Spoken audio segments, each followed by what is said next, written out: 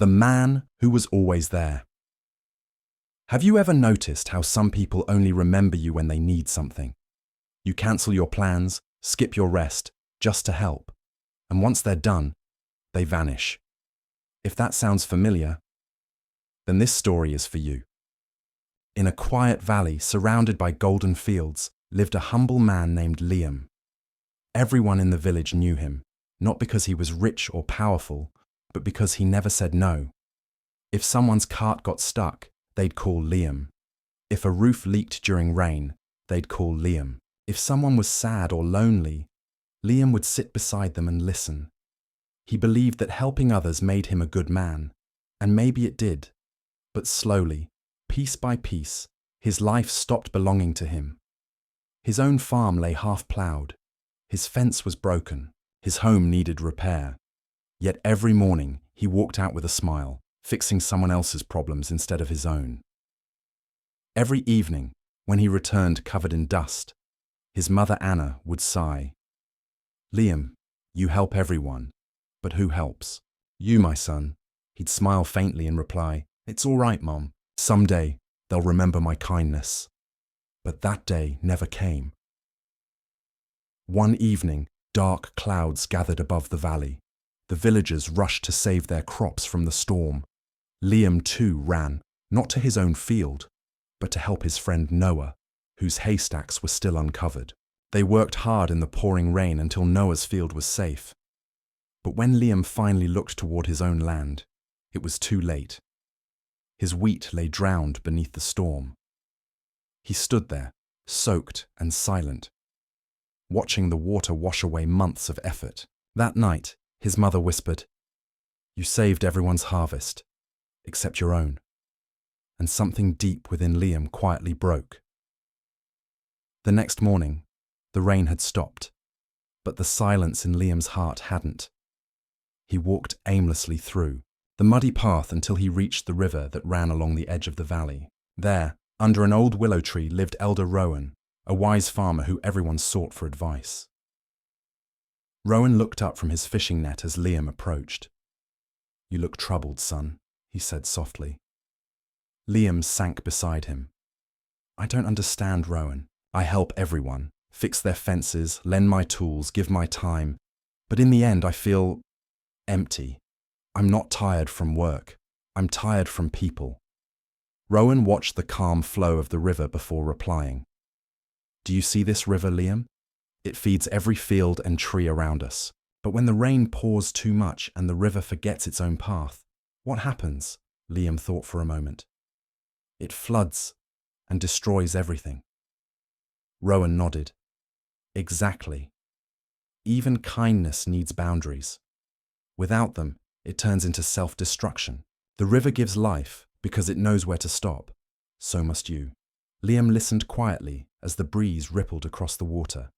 Rowan continued, "For the next 7 days, do one thing. Don't say yes right away. When someone asks for help, pause and ask yourself, can I afford this? My time, my peace, my energy? If you can't, simply say, not today. And watch what happens." Liam nodded slowly, unsure but willing. Something about those words felt like a key unlocking his heavy heart. As he walked back home, the sound of the flowing river echoed in his mind, a soft reminder that even the purest water must protect its course, or lose itself trying to please the world. That evening, for the first time, Liam chose to rest. Not out of exhaustion, but out of self-respect. The next morning, the sun rose over the valley, painting the sky in soft gold. Liam stood outside his cottage, feeling the warmth on his face. It felt new, lighter, almost as if the weight of years had shifted a little.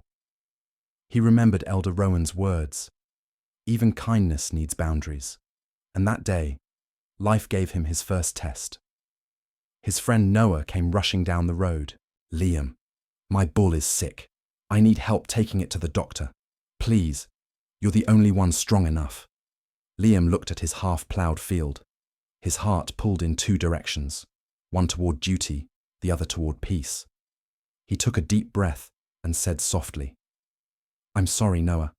Today, I have to finish my own work. I can help tomorrow. Noah froze, surprised. You're saying no? Liam nodded. Just for today.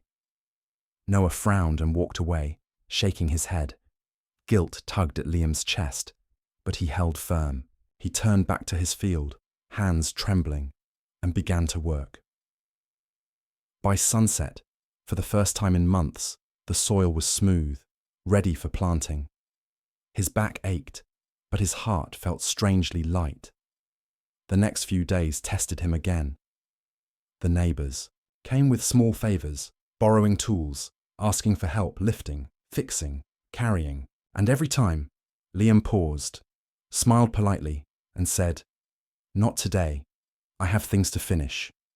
Some looked disappointed, others surprised, but each time he said no, a piece of his lost peace returned. That night, as he sat under the stars, the air felt quiet. Not the silence of loneliness, but the peace of finally hearing his own thoughts. For the first time in years, Liam felt proud. Not because he pleased others, but because he finally chose himself. Days passed, and something began to change. Not around Liam, but within him. He no longer rushed every time someone called his name. He didn't feel guilty for resting, or for saying no when his heart said enough. And slowly the world adjusted. His field grew greener than it had in years. His fence was fixed, his home repaired, his health restored. He smiled more. Not the tired smile he used to wear for others, but one that came from quiet peace. One evening, as the sun melted behind the hills, Elder Rowan came walking up the path. He stopped at the edge of Liam's thriving farm and smiled. "So, Liam," he said gently, "did the world fall apart when you stopped being available to everyone?" Liam chuckled softly. "No, Rowan, it just became clearer. People didn't stop living. They simply started doing things on their own. And I finally started living too."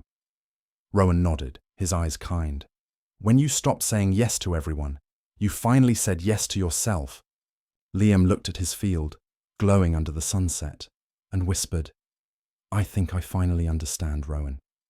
Peace isn't found in pleasing everyone. It's found in protecting your own heart." Rowan smiled and turned toward the fading light. "And that, my boy, is how you learn to live, not just exist." As the wind carried the golden dust of evening across the valley, Liam felt something he hadn't in years: freedom, not from people, but from his own need to be everywhere, for everyone. Now, he belonged to himself again. Some lessons aren't found in books. They're hidden in moments, just like this one. Carry this thought with you. And if you felt something in this story, don't forget to like and subscribe. It not only helps me stay motivated, but also spreads more stories that touch hearts and teach lessons.